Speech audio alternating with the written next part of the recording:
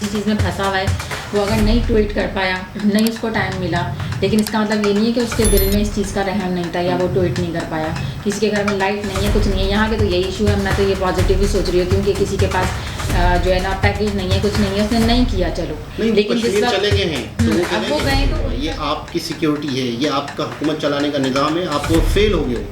तो एक इस तरह से भी होता है कि आपस के मामलात भी होते हैं, एक पार्टी दूसरी पार्टी पे कीचड़ उछाड़ती है, दूसरी पार्टी दूसरी पार्टी पे मतलब वो ये ना जो हम अभी लास्ट टाइम बात कर रहे थे कि तीसरा जो है वो फ़ायदा उठा जाता है, तीसरा बंदा, तो वही वाली सिचुएशन चल रही है कि जो है ना था तो उसमें 20% उनको मिल रहा था और यहाँ ज़्यादा दे दिया गया था, तब भी उन्होंने कोई इतना इशू नहीं क्रिएट किया था। तो वो सॉफ्ट कॉर्नर ही रहे तो ज़्यादा बेहतर है। मैं ये कहूँगा कि आप लोग भी अपने अंदर सॉफ्ट कॉर्नर रखो, बेशक जो हुआ गलत हुआ, जिनकी जाने गई उसका कोई भरपाई नहीं है, कोई भी उसका नेमो बदल नहीं है, कोई भी उसका वो हम ऐसा है कि वो इंसानियत का गम है, उसके लिए तो मतलब कि जो है ना जिनके घर में अगर अस्सलाम वालेकुम, नमस्ते, सत श्री अकाल, उम्मीद करता हूँ ठीक होंगे, खुश होंगे। मैं हूँ तारिक नाज़िम, मेरे साथ मौजूद हैं।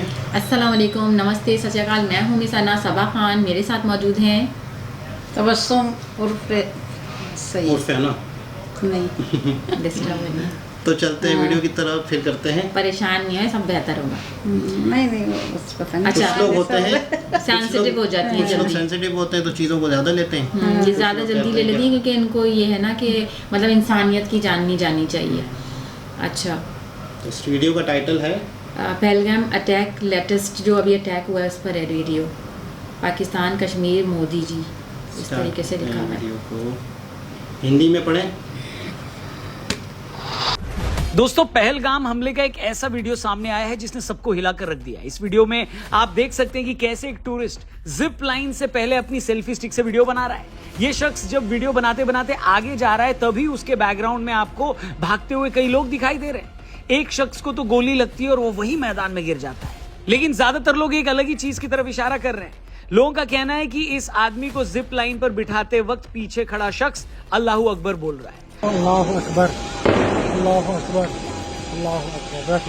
मेरे आगे 9 लोगों ने स्लाइड की ना, तब एक ये चीज नोटिस है कि मेरे आगे जो 9 बंदे ने स्लाइड की, इवन मेरे लड़के ने भी स्लाइड की, मेरे वाइफ ने भी स्लाइड की, तब वो बंदा कुछ नहीं बोला। जब मैंने स्लाइड कर रहा था तब वो बोला और उसके बाद फायरिंग हुई है। पीछे खड़े दोनों लोकल लोग नॉर्मल दिख रहे हैं। उस वक्त तक गोलियां भी चलनी शुरू हो गई थी। वो शख्स अल्लाहू अकबर बोल रहा है, मतलब उसे पता चल चुका था कि तब तक वहां क्या हो रहा है। बावजूद इसके उसने जिप लाइन से जा रहे उस शख्स को रोका नहीं। 1 मिनट का ये वीडियो अपने आप में बहुत सारे सवाल खड़े करता है। इस वीडियो में दिखाई गई तस्वीरें अगर ऐसी ही हैं जैसी नजर आ रही हैं तो ये वाकई काफी सीरियस मामला है। सिक्योरिटी एजेंसीज का वो दावा भी इससे पुख्ता होता है कि हमले में 1 दर्जन से ज्यादा लोकल लोग थे जो घोड़े वालों की शक्ल में, छोटे मोटे दुकानदारों की शक्ल में वहां पहले से मौजूद थे और इन्हीं लोगों ने आतंकियों की मदद की है। इसके अलावा भी बहुत कुछ कहा जा रहा है, लेकिन अभी उसे लेकर पुख्ता एविडेंस मिलना बाकी है, जांच चल रही है, इसलिए हम उस बारे में और ज्यादा कुछ नहीं कह सकते। लेकिन जिस तरह ये वीडियो सामने आया है और पीछे खड़े लोग जैसे रिएक्ट कर रहे हैं, उससे सवाल तो बहुत ज्यादा खड़े हो रहे हैं। साथ ही एक सवाल ये भी है कि अगर भारत ने आतंकवाद के खिलाफ और पड़ोसी के खिलाफ कोई एक्शन लिया तो सामने से रिएक्शन क्या आ सकता है। इसी के बारे में हमने एक स्पेशल पॉडकास्ट में बातचीत करी कर्नल शैलेंद्र सिंह जी के साथ, जो कि डिफेंस एक्सपर्ट हैं और इस मामले में अच्छी जानकारी रखते हैं। तो इस एपिसोड को जरूर देखना, लिंक डिस्क्रिप्शन में दिया है। आगे बढ़ते हैं। पहलगाम हमले के बाद जैसे जैसे लोकल लोगों के शामिल होने के सबूत मिल रहे हैं, उसे देखकर पूरे देश को तकलीफ हो रही है। कश्मीर में इन लोगों को जो सपोर्ट मिली है उसकी तकलीफ तो है ही, लेकिन बाकी भारत में भी इस हमले के बाद जिस तरह से लोग इनके समर्थन में बयान दे रहे हैं, इस हमले के पीछे सरकार की साजिश बता रहे हैं, उसे देखकर भी पूरे देश को तकलीफ है। दोस्तों, एक एक करके ऐसे हर आदमी की आज खबर लेंगे जिन्होंने पहलगाम हमले के बाद देश को शर्मिंदा किया है। इसमें हमले का जश्न मनाने वाले लोग भी हैं, हमले के ही दूसरे दिन कश्मीर घूमने जाने वाली आंटियां भी हैं जो ये बोल रही हैं कि ये सब नॉर्मल है, छोटी मोटी चीजें तो होती रहती हैं। इसमें वो ऐसे जाहिल सिंगर कम इन्फ्लुएंसर्स भी हैं जो हमले को भारत सरकार की ही साजिश बता रहे थे और अब उनके वीडियोज पूरे पाकिस्तान में वायरल हो रहे हैं। साथ ही इसमें हमारे ही कुछ ऐसे बेशरम नेता भी हैं जो ये बोल रहे हैं कि यार पाकिस्तान पर अटैक करने की क्या जरूरत है। तो आज के इस वीडियो में इन सब की लंका लगने वाली है। वीडियो पूरी देखना और अपने दोस्तों से इसे शेयर भी जरूर करना। पहले बात कर लेते हैं उन 2 दर्जन से ज्यादा जिहादियों की जिन्हें पहलगाम हमले के बाद इसलिए अरेस्ट करना पड़ा क्योंकि ये लोग या तो इस हमले के बाद सेलिब्रेट कर रहे थे या फिर इसके पीछे भारत सरकार की साजिश बता रहे थे। 27 अप्रैल की भास्कर की रिपोर्ट के हिसाब से हमले के बाद 4 दिनों में पूरे भारत में अब तक 28 ऐसे लोगों को अरेस्ट किया गया है और गिरफ्तार होने वाले कोई मामूली लोग नहीं है। इनमें तो एक जो है वो असम की विपक्षी पार्टी का MLA भी है। इसके अलावा गिरफ्तार होने वाले लोगों में एक पत्रकार, एक वकील, 2 रिटायर्ड टीचर और स्टूडेंट्स भी हैं। मतलब इनमें से ऐसा कोई भी नहीं है जिसे आप ये कहकर डिफेंड कर सको कि भैया बेचारा तो अनपढ़ है, उसे पॉलिटिक्स की समझ नहीं आती। मतलब एक तो इनमें एक बंदा विधायक ही है जिसने भारतीय संविधान की कसम खा रखी है, एक वकील भी है जिसका काम ही है देश के संविधान और कानून के हिसाब से चलना, 2 रिटायर्ड टीचर्स भी हैं मतलब जिन्होंने 60 साल की उम्र देखी है, सारी जिंदगी बच्चों को तालीम दी है, सारी जिंदगी सरकार से पैसा उठाया है। उस सब के बावजूद इन लोगों की मजहबी और कट्टर सोच पर इनकी तालीम का कोई असर नहीं पड़ पाया। इतने बड़े हमले के बाद भी ये लोग अपने ही मुल्क के खिलाफ लिख और बोल रहे हैं। मतलब मैं पूछता हूं कि पाकिस्तान से आए लोगों को तो आप उनका वीजा और पहचान पत्र देकर वापस भेज दोगे, मगर ऐसे लोगों का क्या करोगे जिनका शरीर तो हिंदुस्तान में, जन्म भी यहां हुआ है, लेकिन इनकी सोच, इनकी आत्मा, इनका ईमान पाकिस्तान में, जो ऐसे नाजुक हालात में भी अपने देश के साथ नहीं खड़े बल्कि उस मुल्क के साथ खड़े जिसने आपके देश में हमले करवाए। क्या इससे ज्यादा शर्म की बात कुछ और हो सकती है क्या? प्लीज बताओ। और अफसोस और फिक्र की बात यह है कि अभी तो सिर्फ 28 लोग पकड़े गए। इन जैसे न जाने कितने ऐसे लोग हैं जो बंद कमरों में यही सब बातें कर रहे होंगे, इस हमले में मारे गए लोगों की मौत का जश्न मना रहे हैं। उनका आप क्या करेंगे? उनमें से न जाने कितने ऊपर से आपको ये दिखाएंगे कि उन्हें कितना अफसोस है, मगर अंदर से वो क्या सोचते हैं वो आपको कभी पता लगने ही नहीं देंगे। जाहिलों की दूसरे तरह की एक फौज भी है। इस फौज में ऐसे मूर्ख, बुद्धिभ्रष्ट सिंगर कम इन्फ्लुएंसर्स भी हैं जिन्होंने अपनी सरकार और एजेंसियों को घेरते हुए कुछ ऐसे वीडियोस बनाए हैं कि पूरे पाकिस्तान में वो वीडियोस आज वायरल हैं। उन्हीं वीडियो को दिखाकर पाकिस्तानी हमसे पूछ रहे हैं कि भैया जब आपके लोग ही ऐसा बोल रहे हैं तो आप हमसे क्यों पूछ रहे हो सवाल? और ऐसे लोग, ऐसे इन्फ्लुएंसर सच में ऐसा इसलिए लिख रहे हैं, बोल रहे हैं क्योंकि उन्होंने देश को और कुछ पार्टियों के खिलाफ लिख बोलकर ही अपने पीछे ऐसे पंचर पुत्रों की भीड़ तैयार कर रखी है। अब जैसे हर दुकानदार कैसा करता है, माल वही तैयार करेगा ना दुकानदार जैसा उसके पास ग्राहक है, कस्टमर है। तो इस तरह के 1.5 करोड़ के इन्फ्लुएंसर्स भी कंटेंट वही तैयार करते हैं जो इनकी भारत विरोधी ऑडियंस को पसंद आता है, फिर चाहे खुद अपने ही देश पर हमला क्यों ना हुआ। क्योंकि इनको अच्छे से पता है कि जिस तरह के लोग इन्हें देखते सुनते हैं उन्हें इस बात का घंटा फर्क नहीं पड़ता कि कितने भारतीय इस हमले में मारे गए या मरने वालों में कितने हिंदू थे।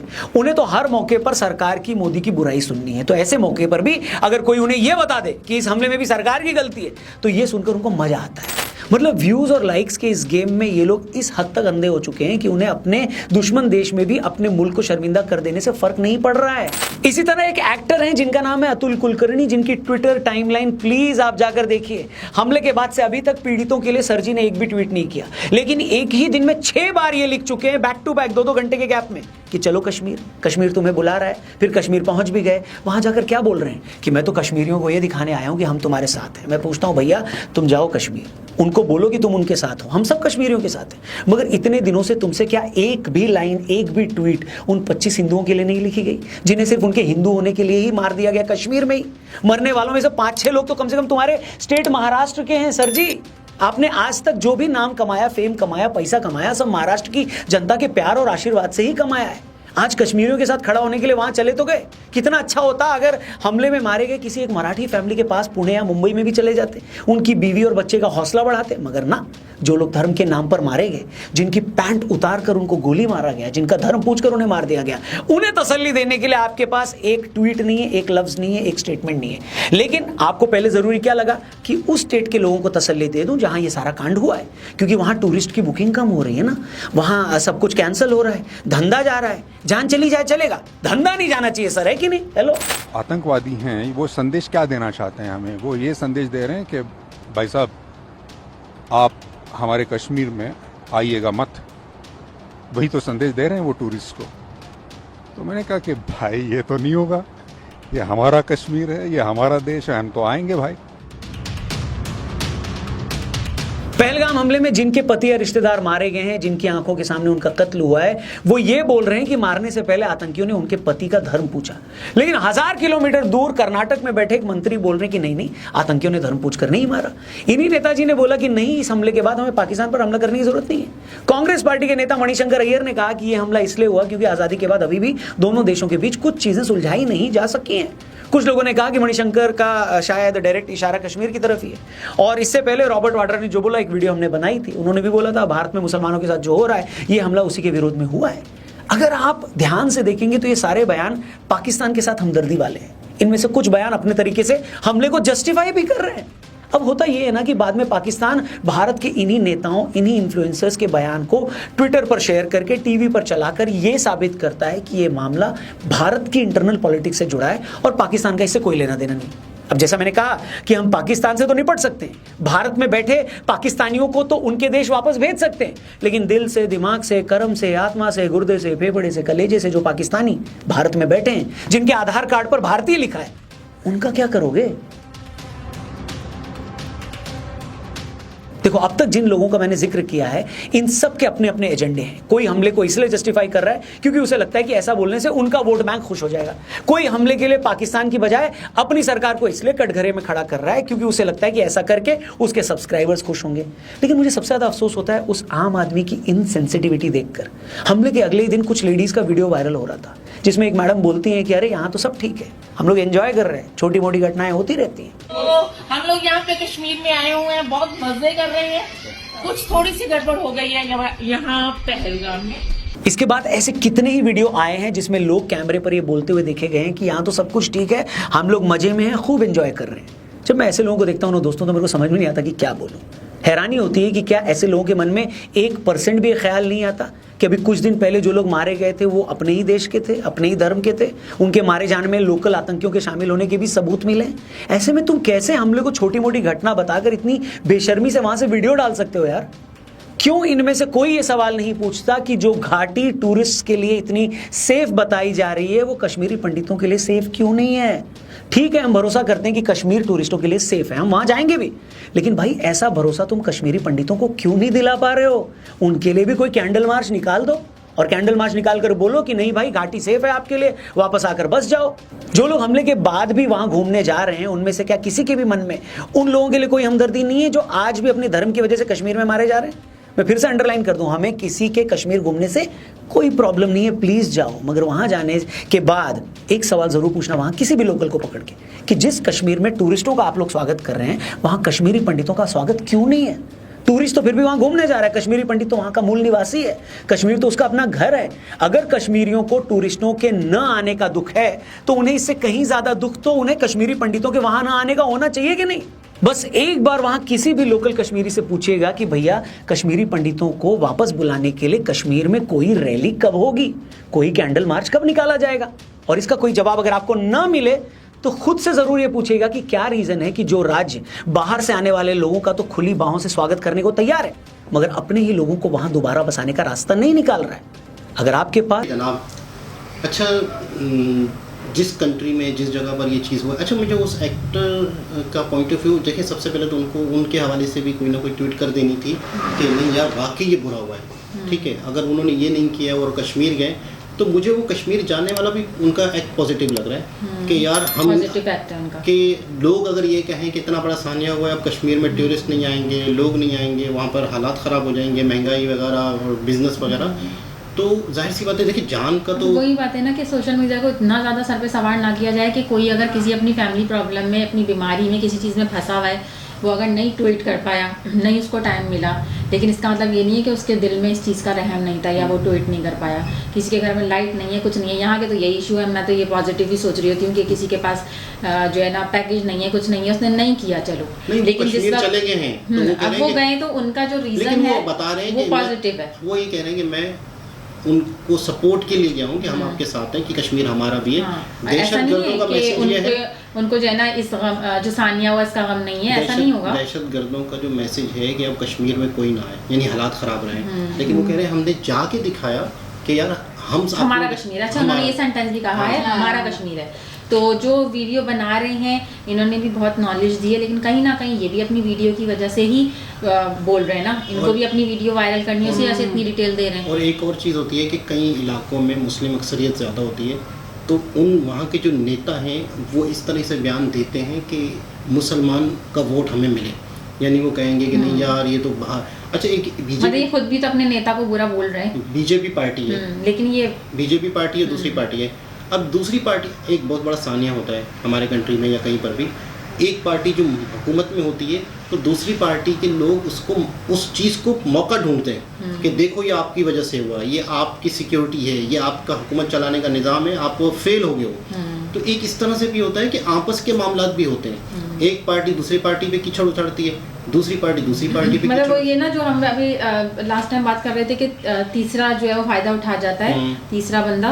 तो वही वाली सिचुएशन चल रही है कि जो है ना इंडिया और पाकिस्तान का अगर इशू चल रहा है, मसला चल रहा है, उसको सॉल्व करने के बजाय दोनों तरफ से लोग अपना फायदा उठा रहे हैं। यानी कि अगर वीडियोस में इतनी और ज़्यादा भर भर के नेगेटिविटी क्रिएट करना और उससे जो है ताकि और ज़्यादा ब्रेन वॉशिंग हो। एक चीज़ अगर समझ ली जाए कि इस वॉर का, इस चीज़ का नुकसान आवाम को होना है, हमारे ऊपर के हुक्मरान सेफ रहेंगे, उन्हें सेफ जगहों पे पहुंचा दिया जाएगा, उन्हें उनके बच्चों तक अभी से पहुंच गए होंगे।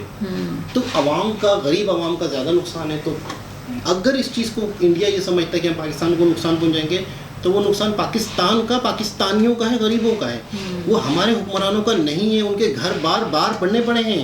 अब जैसे वो कहा जा रहा है कि कोई एक शख्स के बारे में कि वो मुल्क से बाहर पहुंचे हुए हैं, किसी शख्स के बाद, अच्छा ये वो जो बीमारी का कह रहे हैं कि शहबाज शरीफ बीमार है, थोड़ी देर से बाद कहेंगे वो लंदन में एडमिट है, ठीक है ना। तो वो पहले माहौल बनाया, प्लानिंग पॉलिटिकल इशू से प्लानिंग हो रही होगी, तो मैं ये कहूँगा और फिर कि वो तो सेफ हो जाएंगे। इंडियंस अवाम अगर गुस्से में हैं, जज्बात में हैं, तो मैं उनको ये कहूँगा कि आप यहाँ के लोगों को अगर नुकसान होगा, अगर गरीब आवाम को, तो क्या आप लोगों को खुशी होगी? कभी भी नहीं होगी। ये क्योंकि यहाँ की हुक्मरानों को नुकसान नहीं होगा, क्योंकि जब वो बोल रहे हैं होगा कि उनके दिल में एक सॉफ्ट कॉर्नर है कि जब पानी का भी वो हुआ था तो उसमें 20% उनको मिल रहा था और यहाँ ज़्यादा दे दिया गया था, तब भी उन्होंने कोई इतना इशू नहीं क्रिएट किया था। तो वो सॉफ्ट कॉर्नर ही रहे तो ज़्यादा बेहतर है। मैं ये कहूँगा कि आप लोग भी अपने अंदर सॉफ्ट कॉर्नर रखो। बेशक जो हुआ गलत हुआ, जिनकी जाने गई उसका कोई भरपाई नहीं है, कोई भी उसका नेमो बदल नहीं है, कोई भी उसका वो ऐसा है कि वो इंसानियत का गम है। उसके लिए तो मतलब कि जो है ना जिनके घर में अगर ये हादसा होते हैं तो उनके दिलों से पूछें कि कोई भी फील नहीं कर सकता, सवाल मतलब ही पैदा नहीं होता कोई इस चीज़ को फील करे जिसका करीबी अपना गया हो। तो उम्मीद करते हैं कि आने वाला वक्त अच्छा है, ये अच्छा जाए। ये जो चंद दिन है ये टेंशन के जाए, सही बात। क्योंकि अम्मी तो अभी से परेशान हो गई हैं, अम्मी के तो अल्फाज भी खत्म हो गए। तो खैर दोबारा किसी और वीडियो के मुझे ना साथ मैं डबल माइंडेड हो रही हूँ। मतलब रोना आ रहा है कि वो इंसानियत का इतना बड़ा नुकसान हुआ है, उसके बाद एक नुकसान के बाद दूसरा नुकसान, फिर तीसरा नुकसान। तो मतलब सिर्फ नुकसान ही देखना है सिर्फ जिंदगी में। तो दोबारा किसी और वीडियो के साथ आपसे मुलाकात होती है। जब तक के लिए अल्लाह हाफ़िज़।